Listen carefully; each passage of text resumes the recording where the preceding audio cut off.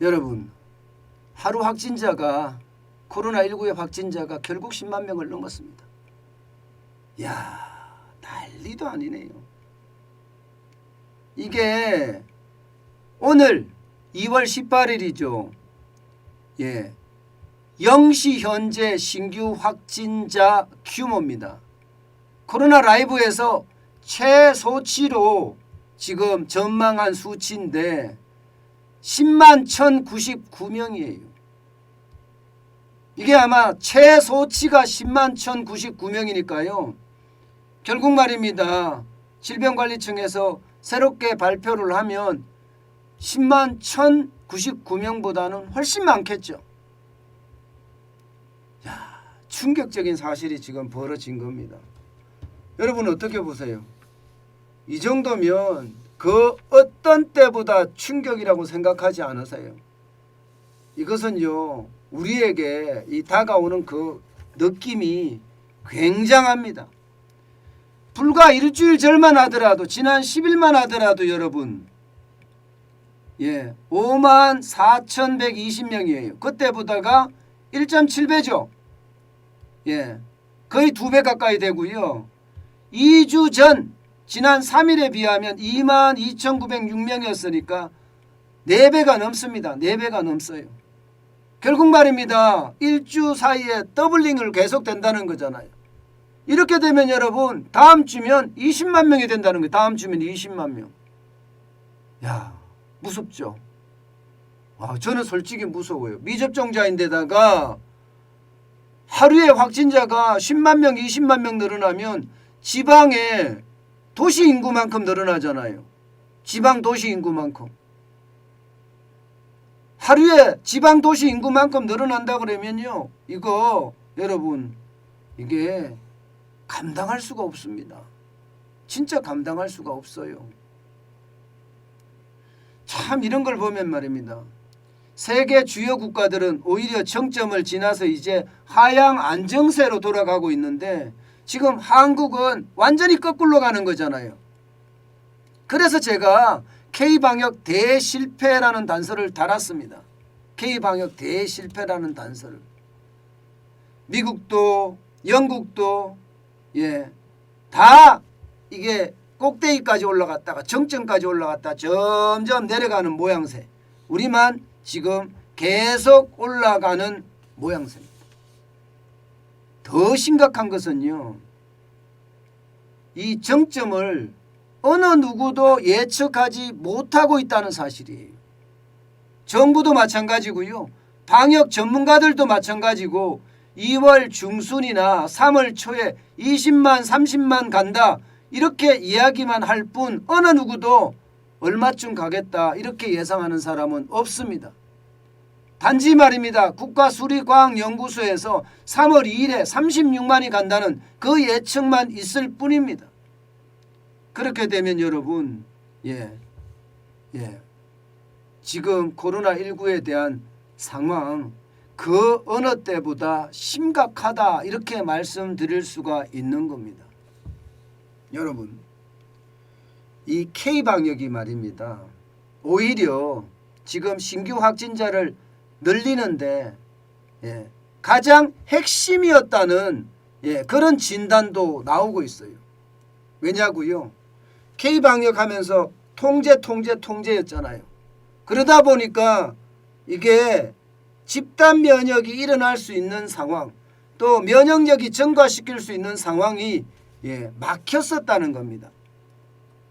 그게 오히려 역설적으로 굉장히 불리하게 작용을 했고 그 불리한 작용이 지금 이렇게 신규 확진자를 굉장히 늘린다는 거예요. 자연 감염으로 인해서 항체가 생기도록 만들었어야 되는데 워낙 꽁꽁 묶어놨으니까 그만큼 충격이 되고 있다는 사실입니다. 대부분의 전문가들은 그렇게 이야기합니다. 앞으로 한 달이 고비다. 앞으로 한 달이 고비다 이렇게 이야기해요. 지금 2월 18일이죠. 그러면 3월 18일이에요. 앞으로 한 달 동안 제대로 잡지 못하면 진짜 충격이 줄 거다 이런 이야기를 하고요. 고려대 김우주 교수는요. 4월이나 돼야지 확진자가 줄어들지 않겠느냐 이런 예상을 지금 하고 있습니다. 참 심각하죠.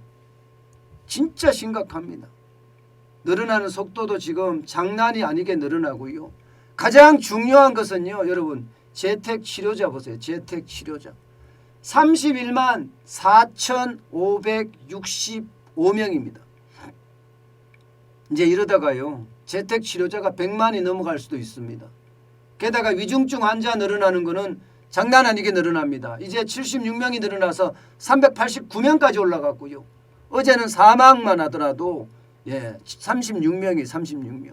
굉장히 많은 사람들이 또 위험에 노출되고 지금 죽어가고 있다는 이야기예요. 죽어가고. 여러분 보세요. 점점 늘어나잖아요. 일주일간 평균을 본다고 하더라도 입원 환자만 해도 지금 1215명까지 2월 11일에서 17일까지 늘었습니다. 사망자는 2월 11일에서 17일까지 275명까지 늘었습니다. 지금 다시 굉장히 지표들이 악화되고 있죠. 악화되고 있습니다. 굉장히 무서운 속도로 지금 가고 있는 겁니다. 여러분 진짜 조심하셔야 됩니다. 저는요. 많은 정보를 제가 직접 보기도 하고 또 많이 듣기도 하잖아요. 오미크론 우습게 보지 말라는 겁니다. 오미크론을 최초로 발견한 의사도 이거 우습게 보다가는 큰 코 다친다 이렇게 이야기합니다. 제가 방송을 할 때 보면 많은 분들이 아니 독감보다가 조금 더 또 독하다는데 뭐 이겨내면 되지 이렇게 이야기하지만 말입니다. 이게 그렇지가 않아요. 사람에 따라서 다 다르고요. 또 몸의 상태에 따라서 굉장히 다르다고 합니다. 때문에 안 걸리는 게 가장 좋은 거예요. 감염이 안 되는 게 가장 좋은 겁니다. 때문에 그 어느 때보다 여러분 자기 방역에 진짜 철저해야 됩니다. 너무 독감 수준인데 이렇게 치부 안 했으면 좋겠어요. 그 어느 때보다 마스크 철저하게 쓰고요. 그에 대한 대비책 반드시 마련해야 됩니다. 단순하게 절대 넘겨서는 안 된다고 봅니다. 자, 이렇게 되면 여러분 우리 경제는 어떻게 될까요? 저는 실물 경제가 두렵습니다. 지금 정부도 거리두기 완화는 안 한다고 하거든요. 방역 패스도 그대로 유지한다고 해요. 이 상황에서. 사실 그게 무슨 의미가 있는지 사실 잘 모르겠지만 말입니다.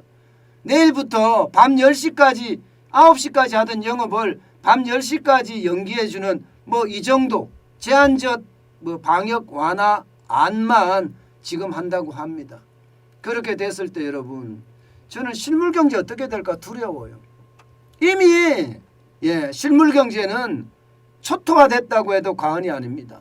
오죽했으면 장사를 해야 되고 사업을 해야 될 자영업자들이 나와서 이렇게 삭발을 하고 있겠습니까? 그만큼 말입니다. 대한민국은 지금 그 어느 때보다 위기로 가고 있다는 이야기예요.